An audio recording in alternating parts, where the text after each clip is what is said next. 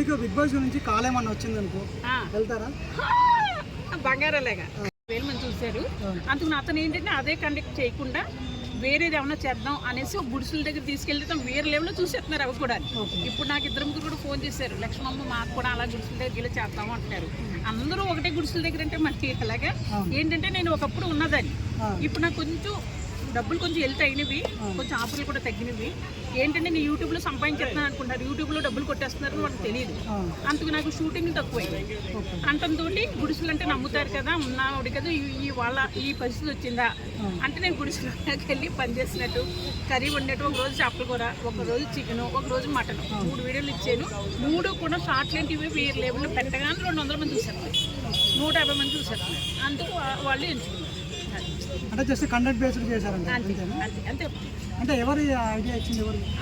వాళ్ళే తీసుకున్నారు, వాళ్ళే వచ్చారు, వాళ్ళే తీసుకున్నారు. రానుకోను మనకి ఆటో ఖర్చు 100-150, వాళ్ళే ఖర్చు, మనకి పేమెంట్ 2 1 గంట. అంటే ఇప్పుడు బిగ్ బాస్ నుంచి మీ వాళ్ళు ఎవరైనా వెళ్తున్నారు మీ టీంలో?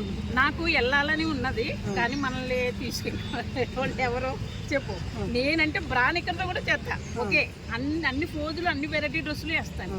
కానీ మరి నన్ను పిలవాలి, రాత మారాలి, వెళ్ళాలి. అంటే మీరు అప్లై చేసుకున్నారా మళ్ళీ? నేనైతే అలాంటివి ఏం చేయలేదమ్మా. వాళ్ళకి ఉండి నలుగురు ఉండి లక్ష్మమ్మ అన్ని వెరైటీలు చేస్తుంది, అన్ని వెరైటీ డ్రెస్సులు వేస్తుంది అంటే వాళ్ళకి మైండ్లో ఉంటే పిలుస్తారు.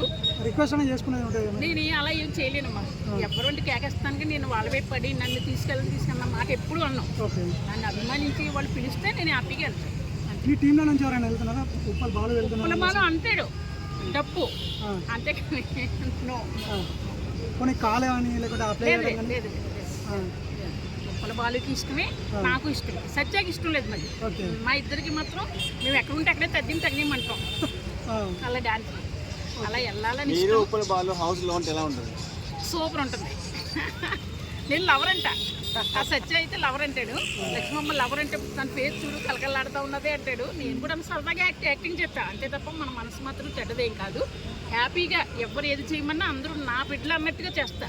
ఒక అబ్బాయి మాట్లాడండి మీ ఇద్దరికి ఏదో ఉన్నదంట. ఎంత మంచిగా ఉన్న హౌస్లోకి వెళ్ళాక వాళ్ళు ఆడిస్తారు. అవునవును.